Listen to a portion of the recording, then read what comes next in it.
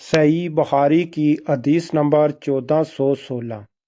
رسول اللہ صلی اللہ علیہ وسلم نے جب ہمیں صدقہ کرنے کا حکم دیا تو ہم میں سے بہت سے بازار جا کر بوجھ اٹھانے کی مزدوری کرتے اور اس طرح ایک مد غلہ یا کھجور وغیرہ حاصل کرتے۔ رسول اللہ صلی اللہ علیہ وآلہ وسلم نے جب ہمیں صدقہ کرنے کا حکم دیا تو ہم میں سے بہت سے بازار جا کر بوجھ اٹھانے کی مزدوری کرتے اور اس طرح ایک مد غلہ یا کھجور وغیرہ حاصل کرتے جسے صدقہ کر دیتے۔ لیکن آج ہم میں سے بہت سوں کے پاس لاکھوں لاکھ درم یا دینار موجود ہیں۔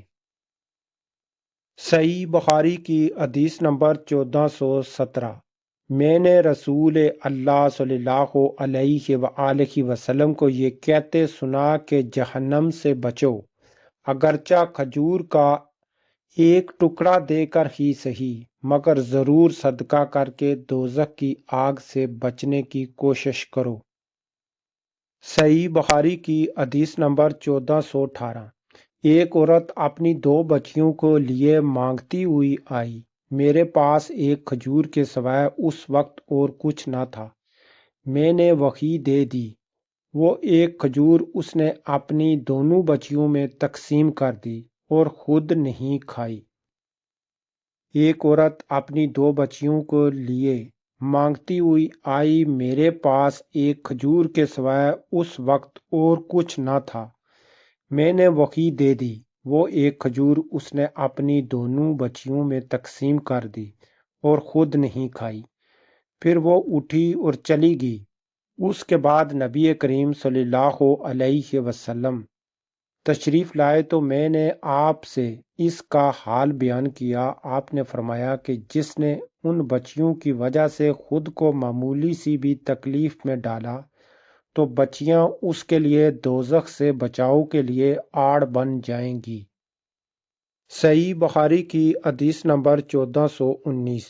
ایک شخص نبی کریم صلی اللہ علیہ وآلہ وسلم کی خدمت میں حاضر ہوا اور کہا کہ یا رسول اللہ، کس طرح کے صدقے میں سب سے زیادہ ثواب ہے؟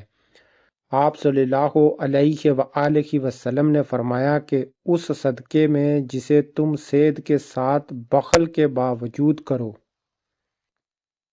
ایک شخص نبی کریم صلی اللہ علیہ وآلہ وسلم کی خدمت میں حاضر ہوا اور کہا کہ یا رسول اللہ، کس طرح کے صدقے میں سب سے زیادہ ثواب ہے؟ آپ نے فرمایا کہ اس صدقے میں جسے تم صید کے ساتھ بخل کے باوجود کرو۔ تمہیں ایک طرف تو فقیری کا ڈر ہو اور دوسری طرف مالدار بننے کی تمنا اور امید ہو، اور اس صدقہ خیرات میں ڈھیل نہ ہونی چاہیے کہ جب جان حلق تک آ جائے تو اس وقت تو کہنے لگے کہ فلاں کے لیے اتنا اور فلاں کے لیے اتنا، الا نہ کہ وہ تو اب فلاں کا ہو چکا۔ یعنی کہ جب تمہاری جان نکل رہی ہو اور اس وقت تم کہے کہ یہ فلاں کو اتنا دے دو اور فلاں کو اتنا دے دو، لیکن اس وقت تو وہ آلریڈی مال کسی کا ہو چکا، تو اس وقت تم کسی کو دو یا نہ دو، وہ آلریڈی کسی کے پاس چلا جائے گا۔ لہذا اس وقت سے پہلے پہلے آپ اپنا صدقہ اور خیرات کر کے اپنے درجات بلند کریں تاکہ آخرت میں آپ کے کام آ سکے۔ صحیح بخاری کی حدیث نمبر 1420۔ نبی کریم صلی اللہ علیہ وآلہ وسلم کے بعض بیویوں نے آپ سے پوچھا کہ سب سے پہلے ہم میں آخرت میں آپ سے کون جا کر ملے گی؟ تو آپ نے فرمایا جس کا ہاتھ سب سے زیادہ لمبا ہوگا۔ آپ صلی اللہ علیہ وآلہ وسلم نے فرمایا کہ جس کا ہاتھ سب سے زیادہ لمبا ہوگا۔ اب ہم نے لکڑی سے ناپنا شروع کر دیا تو سودا رضی اللہ عنہا سب سے لمبے ہاتھ والی نکلی۔ اب ہم نے لکڑی سے ہاتھ ناپنا شروع کر دیا تو سودا رضی اللہ عنہا سب سے لمبے ہاتھ والی نکلی۔ ہم نے بعد میں سمجھا کہ لمبے ہاتھ والی ہونے سے آپ کی مراد تو صدقہ زیادہ کرنے والی تھی، آپ کی مراد تو صدقہ زیادہ کرنے والی تھی۔ اور سودہ رضی اللہ عنہا ہم سب سے پہلے نبی کریم صلی اللہ علیہ وآلہ وسلم سے جا کر ملی، کیونکہ صدقہ کرنا آپ کو بہت محبوب تھا، کیونکہ صدقہ کرنا آپ کو بہت محبوب تھا۔ حدیثوں کی وضاحت۔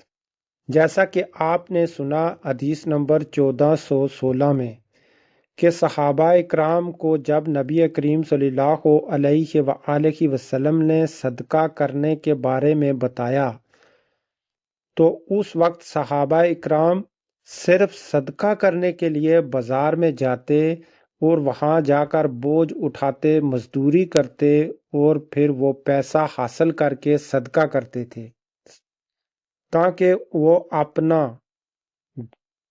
درجات بلند کر سکیں اور آخرت میں ان کے نامہ اعمال میں اضافہ ہو سکے اور آخرت کے عذاب سے بچ سکیں۔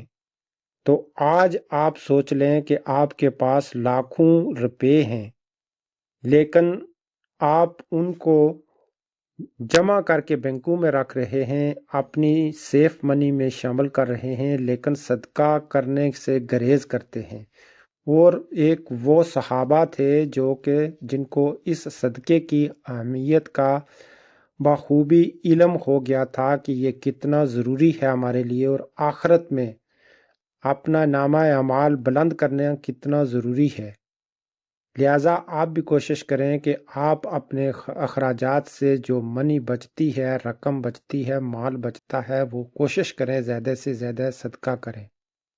اور حدیث نمبر 1417 میں نبی کریم صلی اللہ علیہ وآلہ وسلم نے فرمایا کہ تم جہنم کی آگ سے بچو، اور اس آگ سے بچنے کے لیے صدقہ خراج بھی کیا کرو، چاہے تمہیں کھجور کا ایک دانہ بھی صدقہ کرنا پڑے۔